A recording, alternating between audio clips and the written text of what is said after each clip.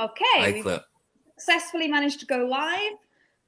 Welcome to anyone who's watching. I know Claire said hello even before we went live, so hi if you're still with us. To anyone else who's joining, please do say hi in the comments as well. I'll just add a note there for anyone who's joining.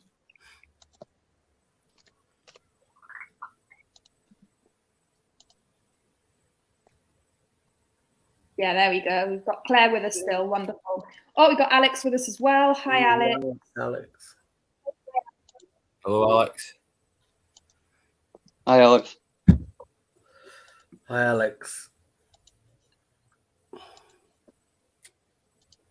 Probably give people a moment or so to come on in before we get started. We've got a little bit of housekeeping to do today before continuing on.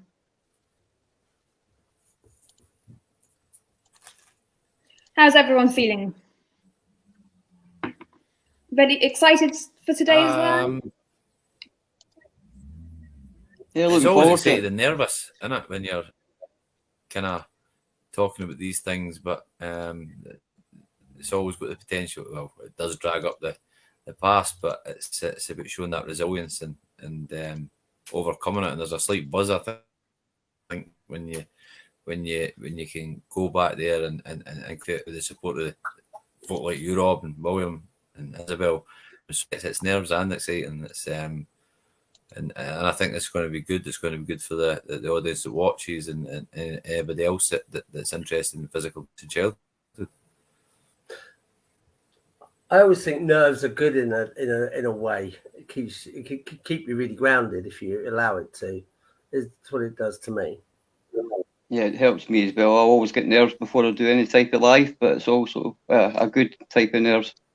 It's unusual for to have three gentlemen, guys, talking on a live about such issues as well. So it's a privilege to be a part of the panel. Oh, definitely. I'm very lucky to have all three of you willing to share all your stories and your insights today.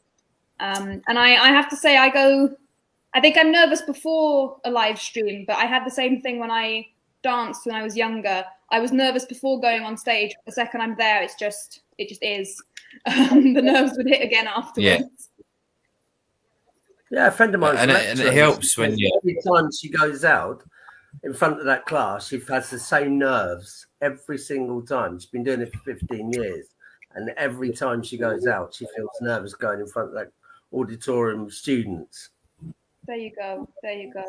Well, I think we've got a few more people joining us in the meantime. So hi to everyone who's come in. I'm going to jump in now because I'm aware that Jay is not going to be able to stay with us for the full duration of the call today and do a little bit of housekeeping. So hopefully you can all see this.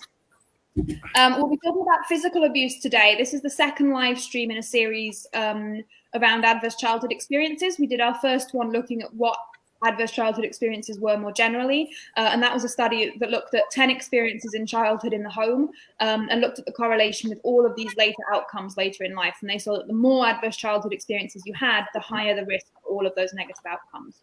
And we're going to be doing a series looking at each one of those adverse childhood experiences in turn. And we're starting today with physical abuse.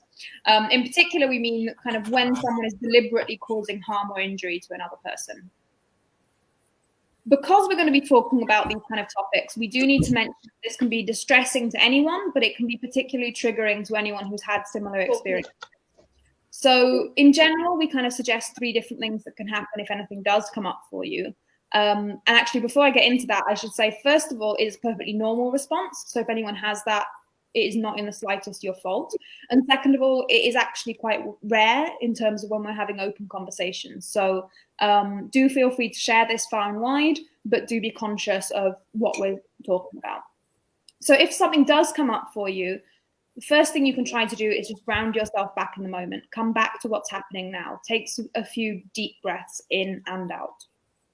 The second thing you can do if that wasn't enough is kind of remove yourself for a moment, maybe get up, walk around, get yourself a glass of water, take a break and come back once you're feeling calmer.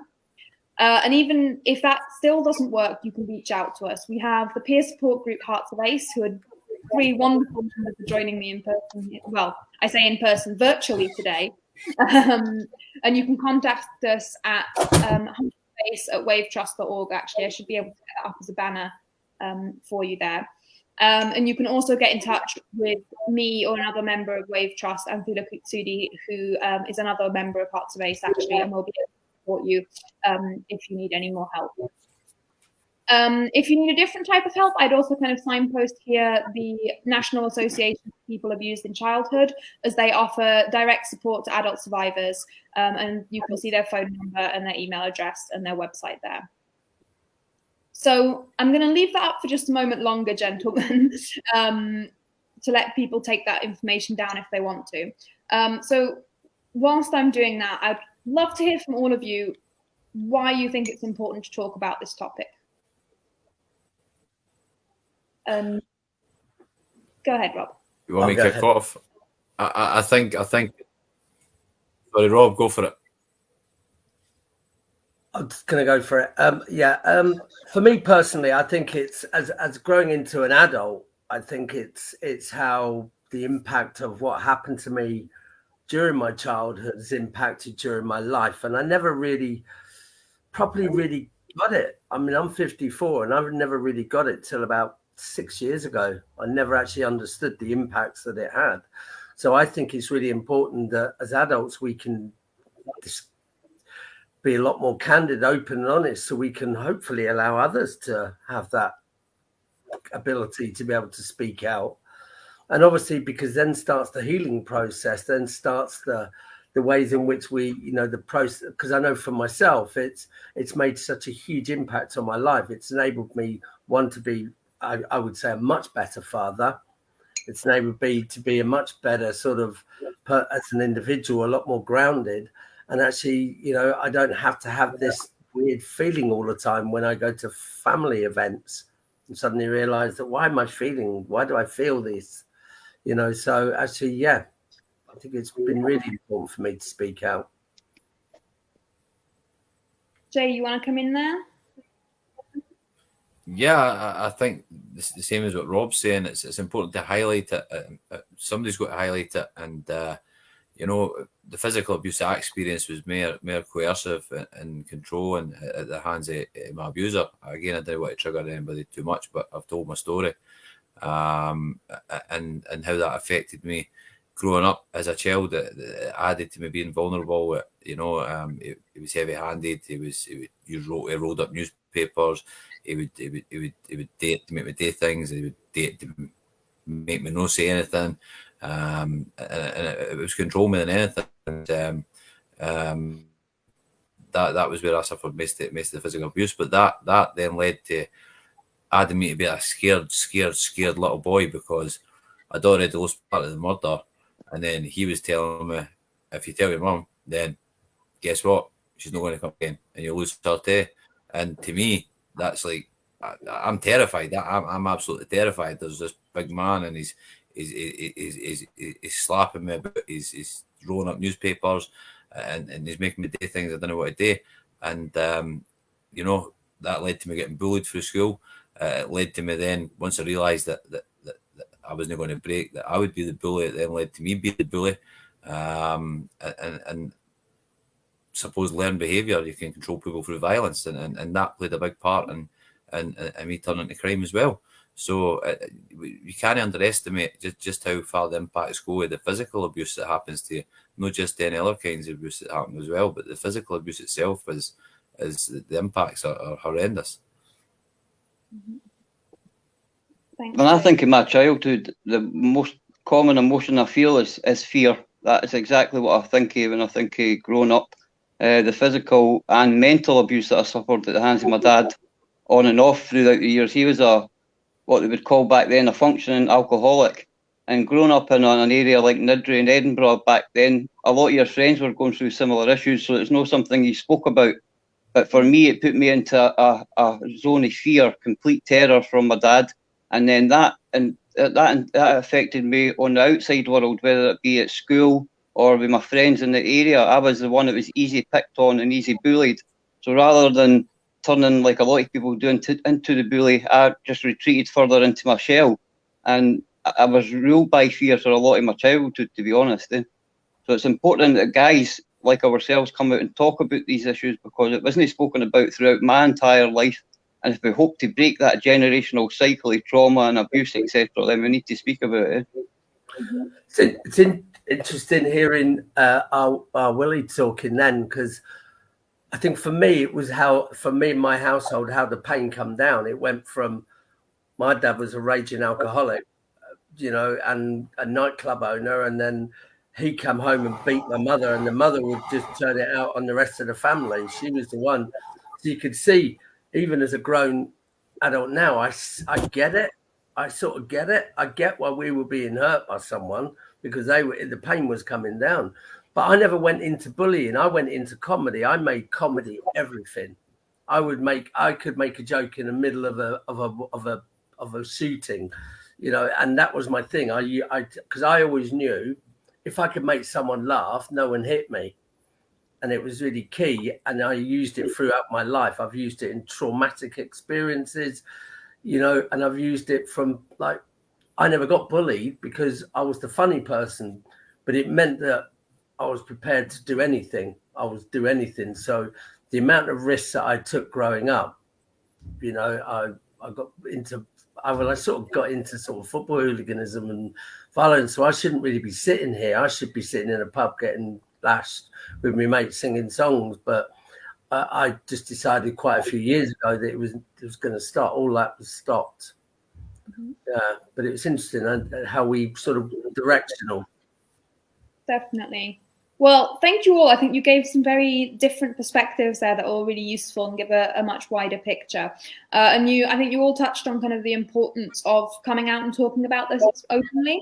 And I'm going to use that as kind of a prompt to mention something, as we're taking a slightly different format on this live stream than we have previously. So for the first time, because we are talking about one specific type of traumatic experience in more detail, we've had members of Hearts of Ace who wanted to share their story, wanted to share their insight, wanted to get an important message out there, but for whatever reason could not put their names and their faces to it. That might have been relationships with people who were involved. It might have been they simply weren't at that point in their journey. There's many different reasons why that might be the case, but I really wanted to highlight that before we get into reading some of their testimonies later on. To say to anyone who is watching, who has experienced this type of thing, please don't be afraid to get involved with peer support groups. Please don't be afraid to find a way to speak out if it's something that's important to you.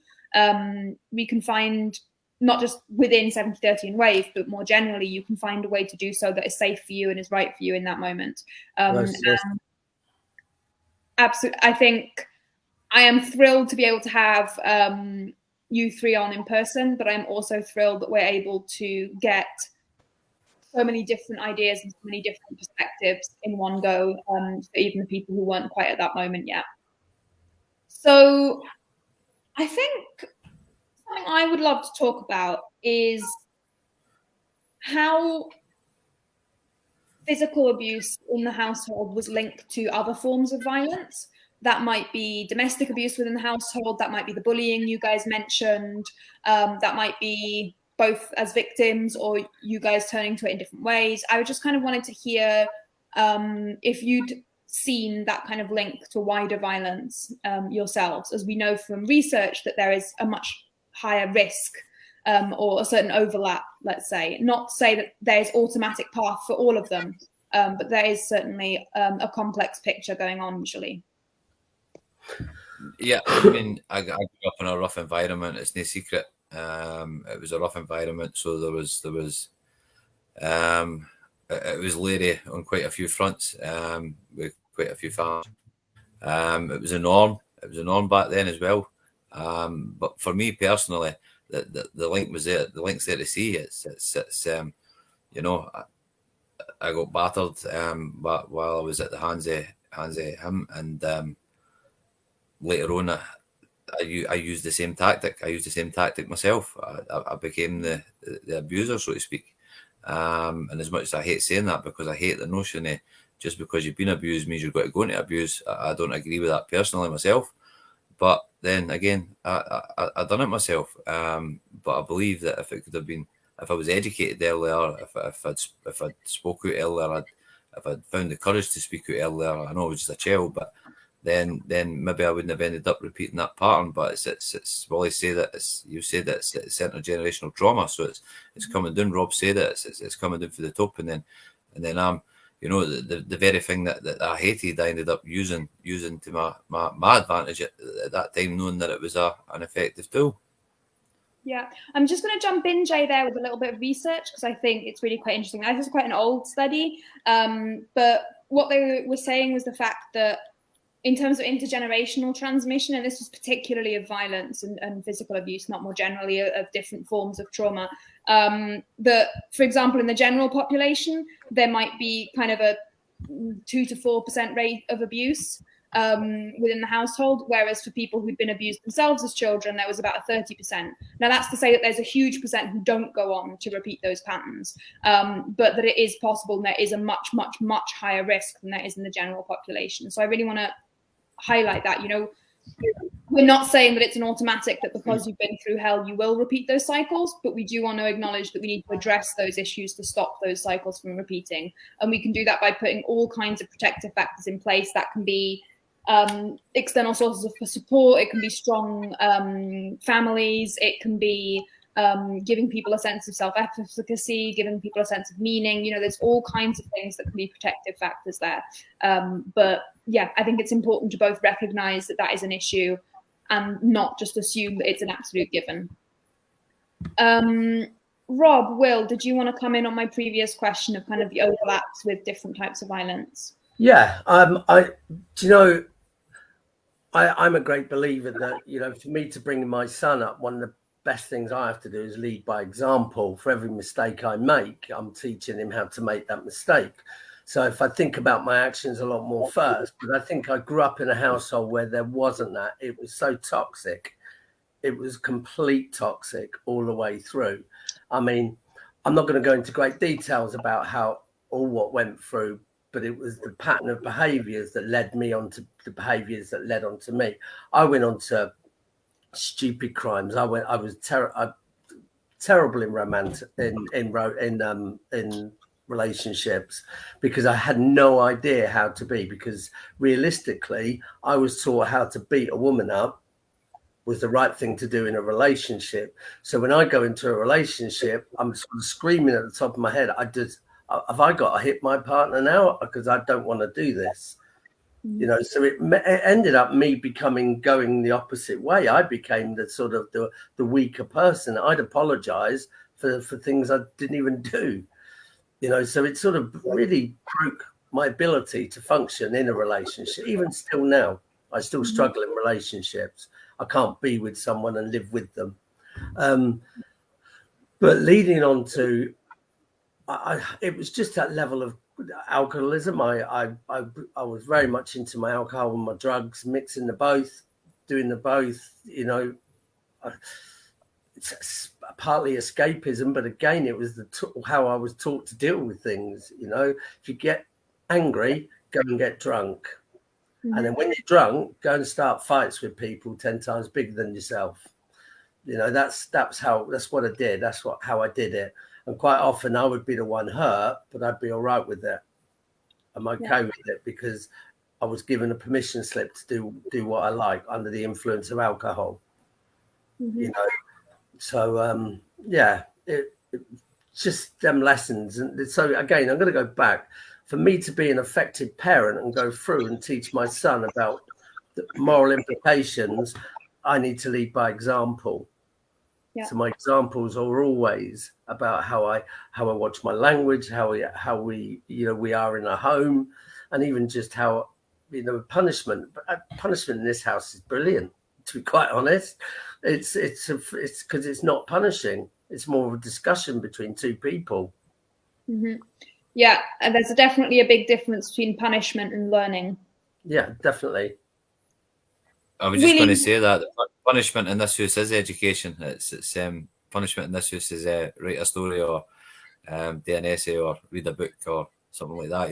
They need to be slapping with kids, and it's amazing to think it's only a couple of years since we had the smacking ban introduced, and we should have that a long time ago. But we are making progress. And again, I'll say it again, it's only by people like us who are willing to speak out about it, to let the wider public and academics know the real implications of what we went through. I mean, for example, it wasn't just beatings, it was, that was where I first saw needles. And I've got a fear of needles. I know I've got loads of tattoos, but needles, I've got a deep fear of needles because he would threaten me with needles as well. And it's just you grow up and you'll either repeat them or you'll absolutely hate them. And like I said, that I repeated some of the violent behaviour, but the needle stuff, it's like, that was like, whoa, terrified of that, staying well away from that. Mm-hmm. Mm-hmm. And I think something about that you said there about the slapping ban, I think it's important to realize that just because in our heads, there might be this is punishment, so they learn not to. In the child's response, and from their experience of it, it's just an activation of the stress response system. They don't understand, there was a reason behind it, therefore it's fine.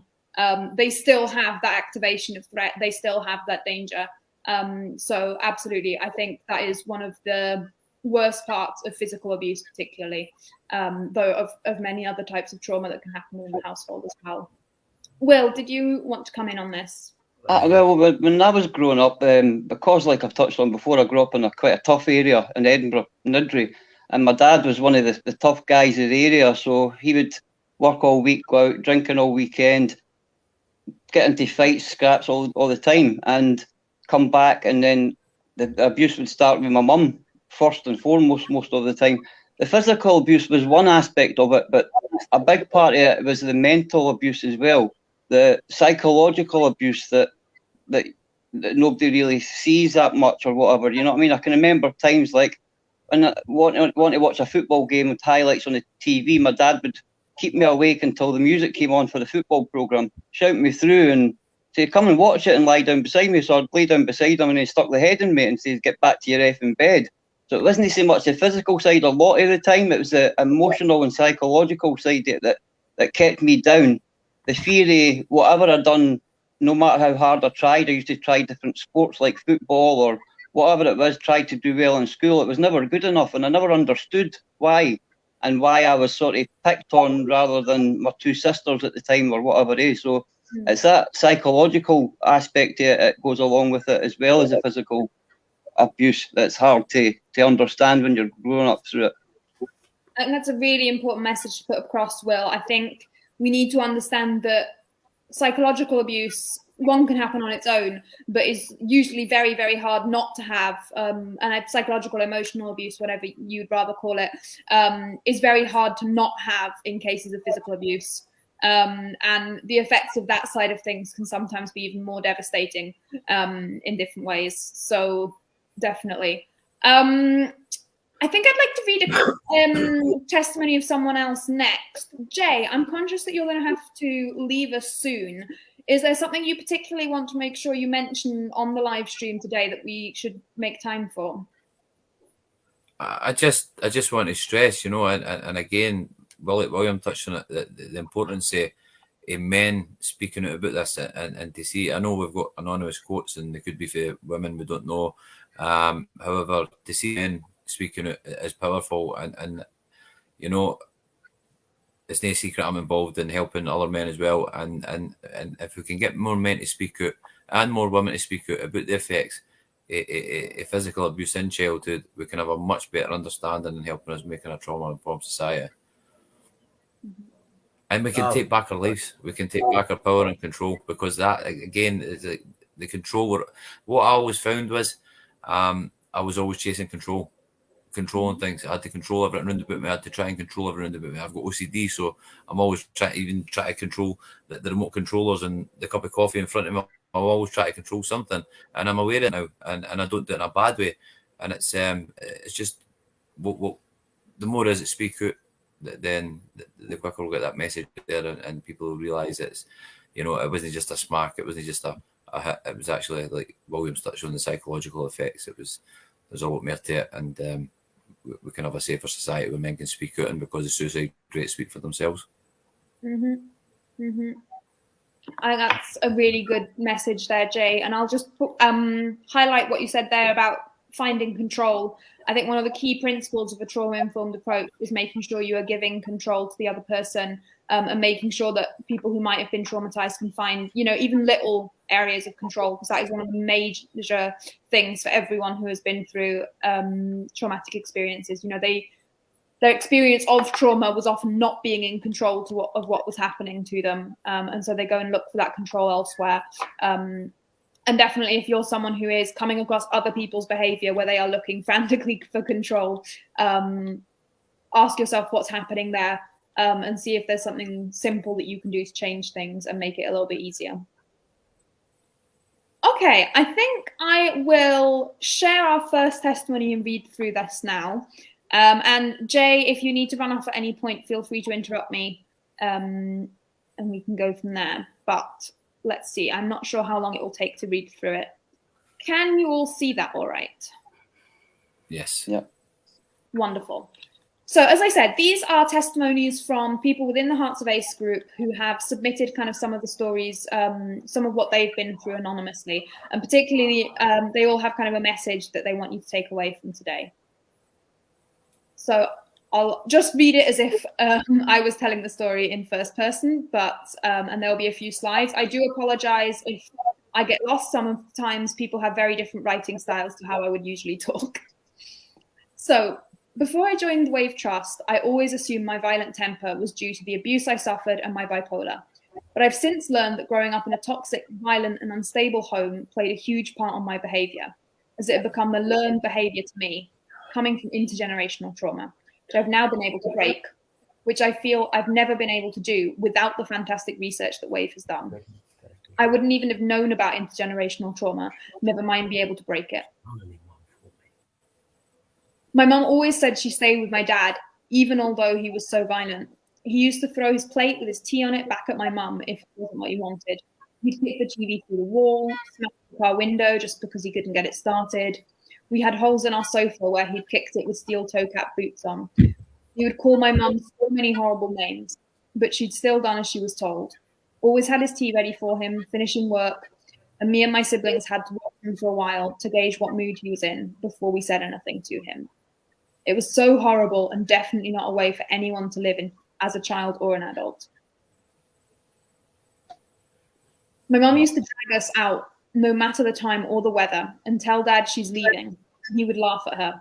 We would hide our cases in the coal bunker to save carrying them and head to my grand's or auntie's until Mum thought he'd sleep. We'd walk home, and the memories are so vivid, just walking in the snow so late in my night dress and wellies. It felt awful. And one time we walked in and he was still awake, laughed at my mum and told her if she's going to pretend to leave him, don't leave the cases where he'll find them. My mum always said she stayed with me, but I prayed so much for her to walk away. What she didn't realize is she double traumatized us because we saw so much violence and mental torture. And when she left him, I was 22 and Dad had a breakdown, which was all left for me to deal with. And that was so hard to see a grown man break, but hard to feel sorry for him as it was self-inflicted. The message I would really like to get out there is, if your relationship is toxic or staying for the kids, please don't, as you're doing double the harm, as I know I could have dealt with it as a child, but as an adult, no one in the family supported me. So please leave and let you and your children be happy. I'm going to come out there for a moment, as that's kind of our first story from one of our brilliant, I think that's an ambassador as well as a Hearts of Ace member. And as you can see, this particular experience was really linked to domestic abuse within the household, and how that often spilled over from domestic abuse within the relationship to wider physical abuse within the whole family. And I think that is a very common pattern we see in many different families. In fact, one of the main things we of Wave are saying is that if you're intervening in a household because of domestic abuse, you need to be supporting the children, regardless of whether they are being directly physically abused. Merely witnessing that violence can be hugely damaging. I think we've spoken about this in some of our previous live streams, but they are much higher risk when that is happening. And yeah, I think the final message there speaks for itself. Yeah. Do any of you guys have any comments you'd like to have on that particular, did that resonate with you guys in any particular way you'd like to pick up on? Yeah. Very much. Yeah, very much. just Jay, do you want to go ahead before you leave? Yeah, you go. Just before I go, I was going to say it was prevalent right through that testimony there. Fear control again, fear and control, fear and control, fear and control, and you know, for a child to grow up, I know it myself growing up with fear and control. It's just it's a torture within itself. And on that, I'm going to leave it on that. It's a wonderful highlight show again in the night again, and it's been a privilege to be part of it. And good luck with the rest of the show. Thank you so much. Bye. Catch you soon, Jay. No, I'm going to talk. Bye.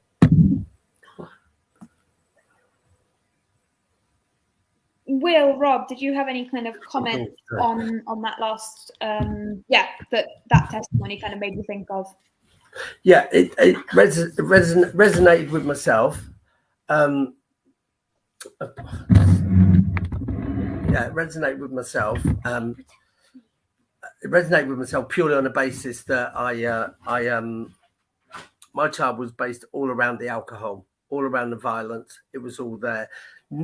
To be honest, it didn't necessarily come down. I wasn't like, no one woke up and said, let's be violent to the kids today. It wasn't like that. But how it came was because there was so much violence going on from the top down that it ended up us. So it didn't matter what we said. And it was just that whole fear thing. It was the whole fear thing that was going on with it. It was, you know, going to bed and just didn't know whether it was going to happen, because if my dad would come home, there'd end up being a big fight, and then all of a sudden my mum would just end up redirecting all that violence to us kids, you know. So I just remember being from such a young age. I think for me was being so young, being like 7 and wanting to run away, and I always ran away. I was constantly running away. You know, I always wanted to not be at home. So, you know, when a 7-year-old is planning to leave home, is, you know, can't wait for 16 to be here. But I was running away at 12, 13, you know, younger than that. You know, my first saving grace was moving in with my sister. You know, I just remember because I was going to Borstal. I was already going to prison at a young age, at like 16. And, you know, and living with my sister, and suddenly for the first time having a home, being able to sleep well at night, being able to know that I had a roof over my head, you know, because I was happy living homeless, but suddenly all the impacts of all them behaviours, it just massively impacted on my life and how I grow, but terrified me for years, because I thought I was going to be that violent person. I thought that's how I was learnt to do things. I thought I was going to hurt my kids. I was going to beat my partners. But luckily, I've got this thing inside me that doesn't do it. It's quite amazing. So, yeah, praise to anyone that escapes it. Mm-hmm. I think as a male, it's always difficult. It's always been difficult because I had to milk it up by the cup, you know, and just sort of not share it. Just had to go with it. Had to feel it. Yeah. And yeah, sometimes you can feel every hit. You can feel all that pain going through. Yeah, sorry. Definitely. No, not at all. We're here to hear your wonderful insights, Rob. And yeah, I think what you were saying about that kind of constant fear to me really reminded me about what we always say about toxic stress, because it really is, it's not just a case of in the moment when the physical violence is happening, it's that fear of it happening. It's that ongoing panic. It's that not being able to rest, to recharge, to feel safe again. Do you know, something I meant to say today, it's really interesting because my sister's on here as well, which is really quite cool. And we've always been estranged, my sister and I. We've always been estranged. She's always been my sister who lives somewhere else. You know, and actually, so the relationship we had, there's always been there, but it's always been estranged as such. Now, interestingly, I got some development of my brother who's 6 years older, and all of this was happening while I was sort of being inside my mother as well. So I look at some of the attributes that I have and some of the things that I do. I have, as much as I'm quite a gregarious character, I have a massive amounts of anxiety, huge amounts of anxiety, huge. And I also have certain things that really bother me, like raised voices. I have a thing about raised voices. So I back down. Mm-hmm. You know, I'm not a great shouter. You know, I'm rubbish at it, but I back down. But I do think it was set when you look at sort of go back to the 1001 Critical Days and back to the early stages. It's always been in my life. Apparently, it all went through with my real father, and he went through it with my mum until my stepfather came along. So that level of shouting and anger, because my mum was a shouter and a beater. My dad was a drunk and a beater. Yeah. You know, so, but he could wake up in the morning, it's all forgotten about. You know, it didn't matter. Mum would pick all the pieces up, and my you know, but she was the sort of, yeah, she's the sort of matriarch house beater, really. Yeah, strange one. Definitely. And I think shouting is an extremely common trigger for people with trauma. I mean, more generally, I don't think anyone loves being shouted at, but people can get into a shouting match without, you know, that being too much of an issue, whereas people with trauma can be really, really difficult. So I definitely think in terms of trauma-informed approaches, a lot of time it's what do we need to check in with our boundaries so we're not responding in that explosive way, because that could be, I mean, it can lead to people like you, Rob, maybe shutting down, maybe withdrawing, maybe having different ways, but it can also set off aggression in other people in different ways. So definitely avoid shouting wherever possible. Will, have you got any thoughts you wanted to share? I can relate to a lot of what that ambassador's testimony said.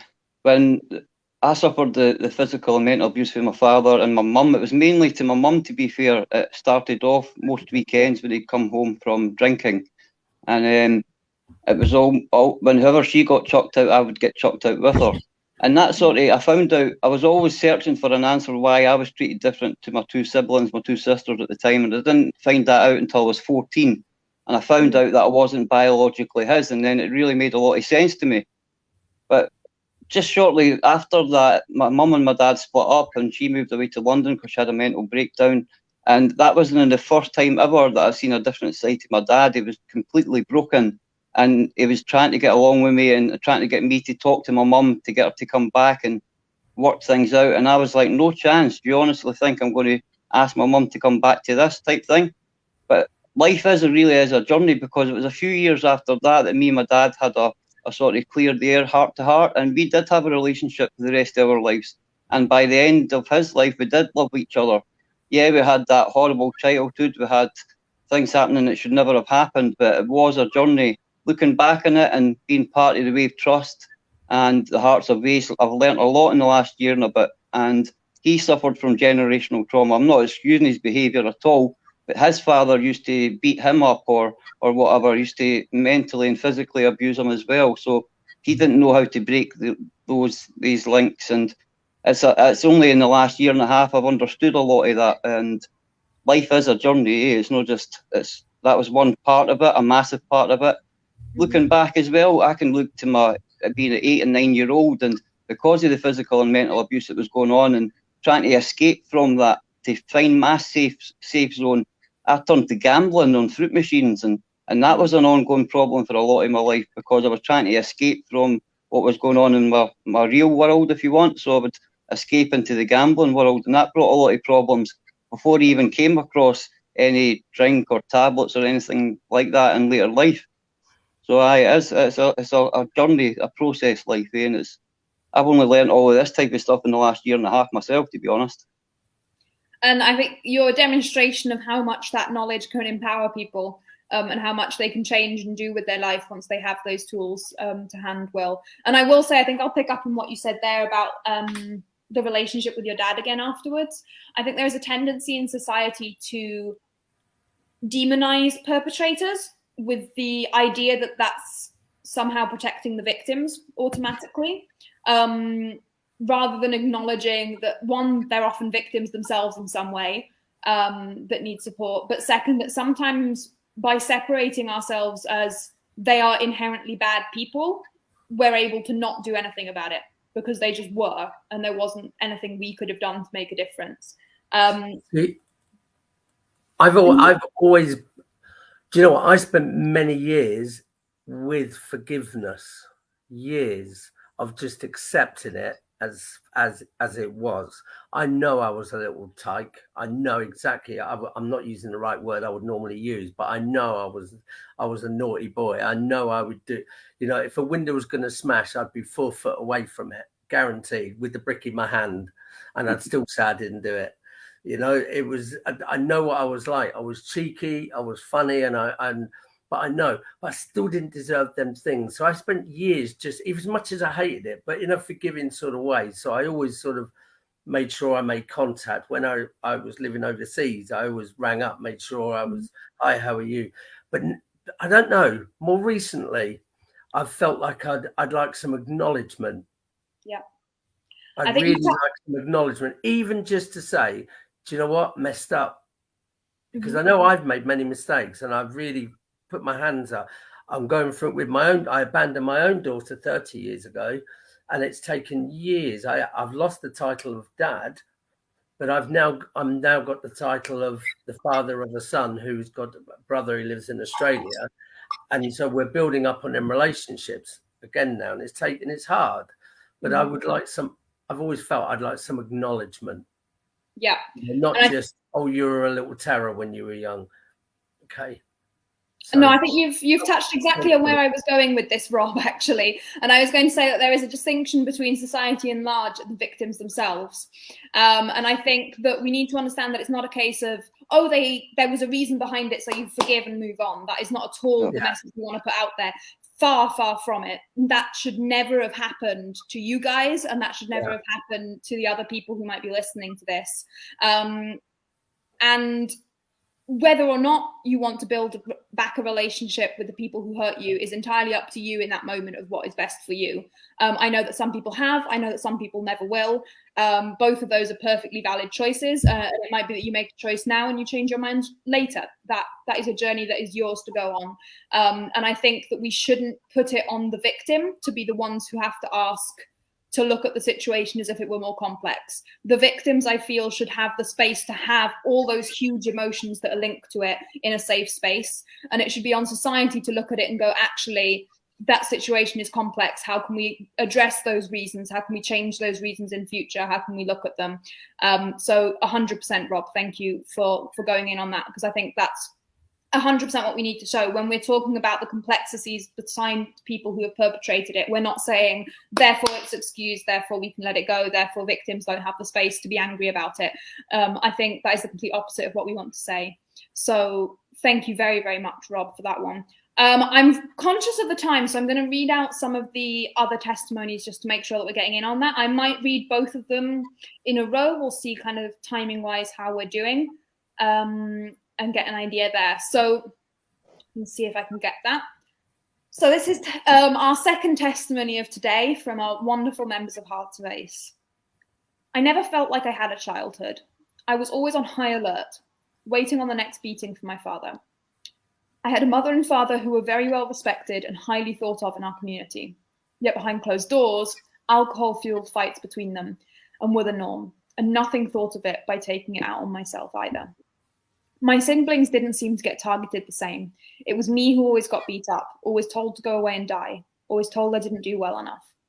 One beating I received by my father was so bad, I actually went numb and could no longer feel the pain, while all the time my mother and siblings stood watching from the bedroom door, trying to tell him to stop. So all my memories from around 2 years old are alcohol, violence, abuse, and also emotional neglect. Also due to the drunken nights, I was left to fend for myself if I was ill. Clearly, I remember having a stomach bug when I was 5.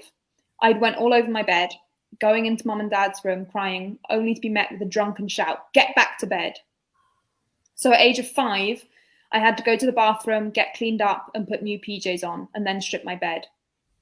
So yes, I had a horrific childhood, which I believe sadly made me think this was normal. So it then shaped the path to being groomed and abused at 13, then sexually abused at 14. Then at 15, I entered into a 10-year relationship which was full of domestic, emotional, physical, and sexual abuse. I was then addicted to drugs and a heavy drinker myself by then. 2 failed suicide attempts also. I wanted to share some of my story, but I wanted it done anonymously. Why, you may ask? Because 40 years later, I have the best relationship with my mother and father, and I would never hurt them, even though they hurt me. I do believe they have seen their mistakes and they are truly remorseful. They are now making changes, as have I. I'm now dealing with my traumas in a positive way by helping others. I'm clean of opioids now, and for the first time in a long time, I can see clearly and stay to enjoy my life with purpose. So I think that testimony is, first of all, a lot, so I'm going to give everyone a moment to breathe. But I think really highlights everything that we've said so far in quite a lot of different ways. I think it really ties into the discussion we just had around relationships with people who've abused us. But I think it also strongly hints on what we were talking about the overlap with domestic abuse and drinking. Because of that, I'm actually going to skip to a moment of research rather than leading out the last testimony. So let me see if I can skip to that. It will let me. Here we go. So apologies for the overlapping visuals. I didn't have time to fix it before we started today. This is actually one of the first pieces of work I ever did for WAVE. I reviewed the NSPCC serious case reviews. That's incidents where children have been seriously harmed enough, or there's been a death that had to be looked at in greater detail to see how services can learn from that. And what we did was look at the connections between the serious case reviews by identifying keywords and counting their frequencies. So that was to see what the most common problems, causes, solutions, and occurrences were. And I prioritized them by frequency to see the importance of the different factors. The top two, as you can see from what we've said today, were substance abuse and domestic abuse. We also then saw that neglect and physical abuse seemed to be equally as frequent in different ways. And there were other issues, well, things like sexual abuse, suicide issues also played in. And I'll just highlight that point I made about neglect. This is one of the things I said in my report. Examining the data, it's clear that children suffer the most from neglect and physical abuse. Neglect can often be fatal for the youngest and a cause of depression and anxiety in adolescence. There are many different types of neglect, from leaving a child on its own to ignoring its emotional needs, as well as not meeting their medical needs. Cases of serious injury and murder are most often due to physical abuse. These two threats to children were always switching places in the keyword list, so it's reasonable to assume they are both the most common form of maltreatment that young people suffer. Now, again, that's to say within the serious case reviews, that's not to say across everything. I think things like emotional neglect and emotional abuse are sometimes undercounted and things like this. But I really wanted to highlight some of the first areas I got into when looking at these issues when I first got involved with WAVE. Conscious of the time, I'm going to read the last testimony as well, as I want to give space to everyone who wanted to share their story.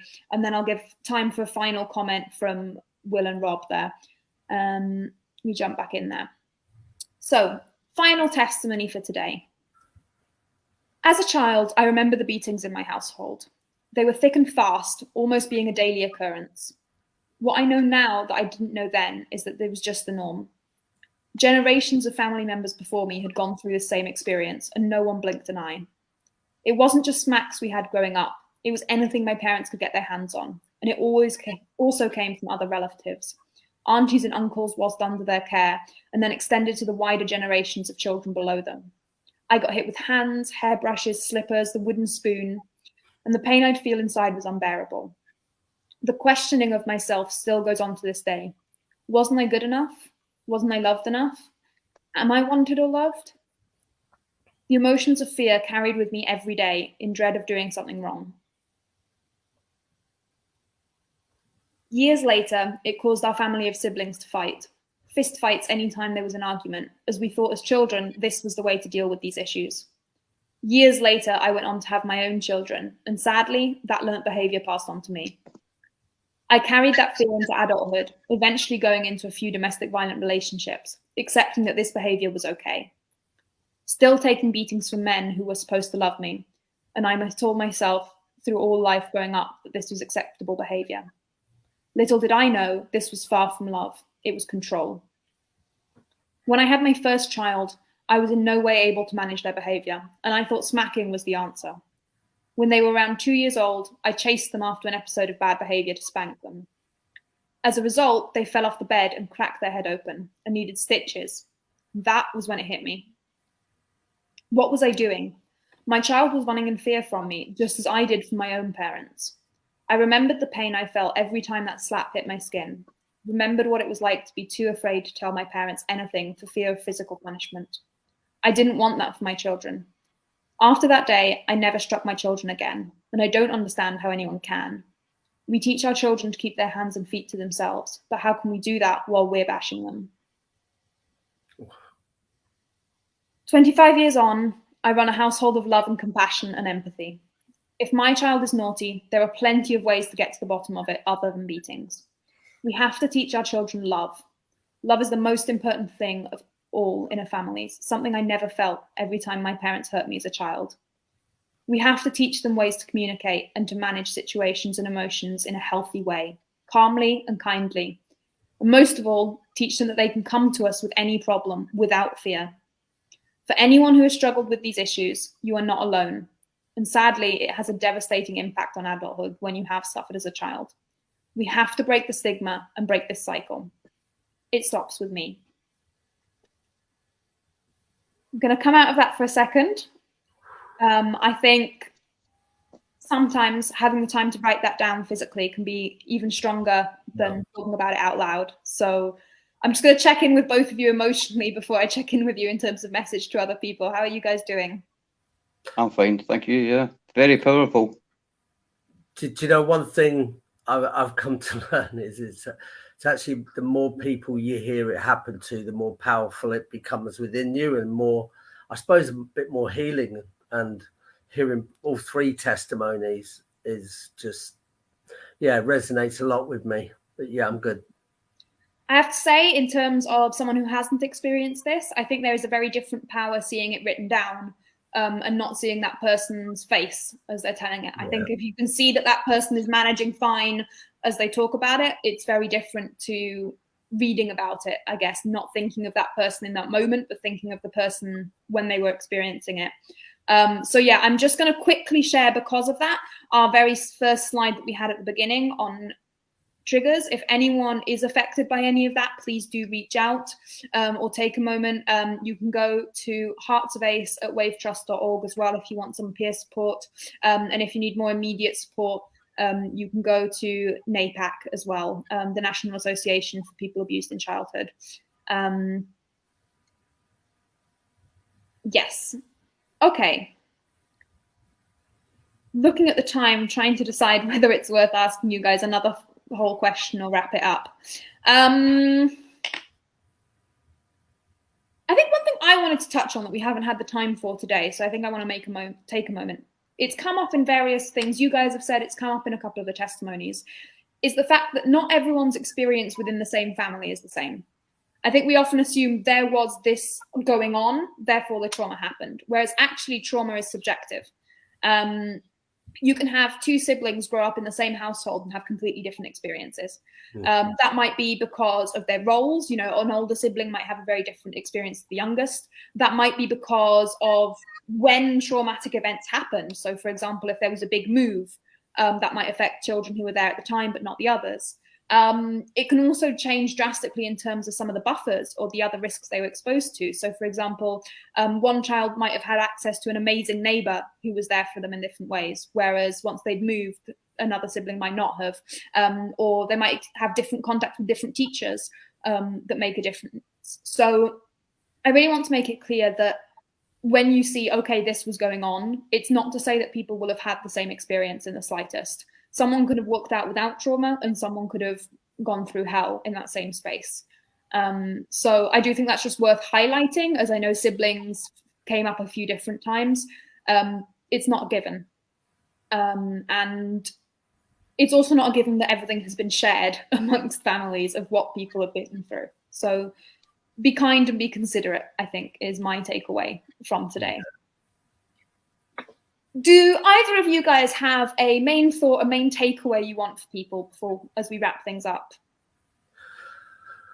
Do you know what? Recently, I was having counselling because I'm having proper counselling to deal with what I've gone through. One of the questions that came up is if I could go back to that little boy on a certain there was 9 occasions that we picked out of all the occasions, 9 occasions that we picked out that we're going back to try and heal. But if I was a grown man and I went back to that thing, what would I do? And a part of you wants to go, I'd have this big shield, and I think, one of the things that's got with me, I would go and hold me and cuddle me and make me feel safe. And I think that's what, when I hear the testimonies and I listen to Jay and I listen to Will, I think sometimes that's what we've all wanted, to feel safe and loved. And my sister's put it there somewhere. She put, I was craving love, and she knew it from a distance. So I think, as we go forwards, that's something I will take forwards whenever I deal with any situation, like my son or things. I'll definitely love. Yeah, there you go. Thank you, sis. And she knows, she felt the same. I think that's a wonderful point, Rob, that we hadn't touched on. I think that needing safety, and I think visualizing in that way of what would you do with a child, either yourself or a different one, really puts that in perspective. That need. I would definitely agree with Rob there. I'd like to go back, if I could go back, and I'd make sure that to say to myself that it's okay, it's not your fault. There's certain different situations, whether it be generational trauma or arguments with my mum that spilt into taking out on me and all other different factors, but it wasn't my fault. I kept on craving that love from my dad, but I was never going to receive. So just to say it wasn't my fault type thing. Yeah. No, I think that's a really, really important one, Willie. So yeah, I think I'm going to echo what you both say. I think Claire summed it up better than I ever could in the comments. So I'll just put it there. Every child deserves to feel loved and safe, 100%.